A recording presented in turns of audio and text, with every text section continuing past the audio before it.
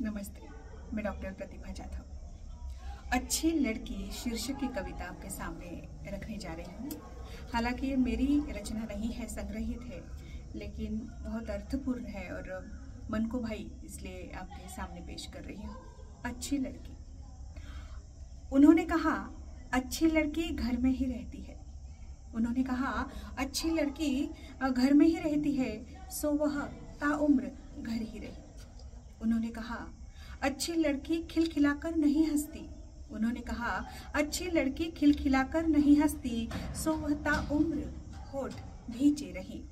उन्होंने कहा, अच्छी लड़की तेज आवाज में बात नहीं करती, सो वह ताउम्र घुटती रही। उन्होंने कहा, अच्छी लड़की ज्यादा पढ़ने लिखने के चक्कर में नहीं पड़ती, सो उसने इंटर के बाद सिर्फ चूल्हा पढ़ा।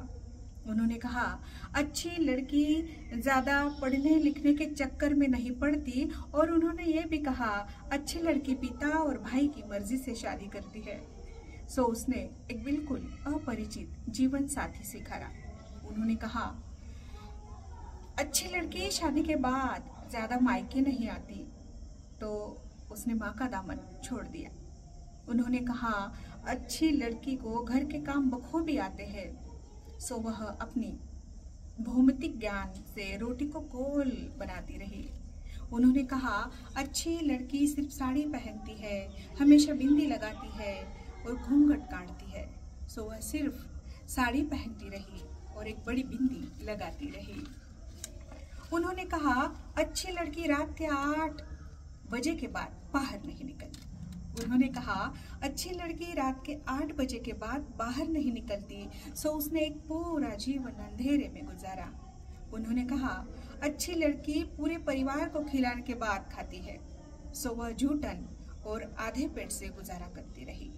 उन्होंने कहा, अच्छी लड़की पति की हर एक बात चुपचाप मानती है, सो वह ताउम्र एक वैध बलात्कार सहती रही। उन्होंने कहा, अच्छी लड़की एक लड़के को जन्म देती है। उन्होंने कहा, एक अच्छी लड़की लड़के को जन्म देती है, सो वह ताउम्र ताने सुनती रही। उन्होंने कहा, अच्छी लड़की अपने पति के मृत्यु के बाद निर्वासित हो जाती है, सो उसने अपनी इच्छाओं को, कामनाओं को सती कर दिया। इतना सब करने के बावजूद, सब करने के बावजूद, खुद को जीते जी मारने के बावजूद, जब वह वृद्ध हुई, अशक्त हुई, तो उससे के पास कोई नहीं था, कुछ नहीं था, और तब उसे भान हुआ कि उसे अभी तक अच्छी लड़की की आड़ में बनाया जाता रहा था, गूंगी लड़की, अंधी लड़की, गुलाम लड़की। और तब उसे भान हुआ कि उसे अभी तक अच्छी लड़की के आड़ में बनाया जाता रहा था, गूंगी लड़की, अंधी लड़की, गुलाम लड़की। इतना सोचते ही वह हंसने लगी। इतना सोचते ही वह हंसने लगी। वह हंसी बहुत अजीब थी। उसके बेटे ने उसे टोका भी, अम्मा, अच्छे घर की औरतें। इतना सुनते ही वह और तेज हंसी, इतनी तेज कि आंसू निकल आए। उसके बेटे ने उसकी यह हालत देखी। वह अपनी पत्नी से फुसफुसाया, लगता है अम्मा सठिया गई है, लगता है अम्मा सठिया गई है।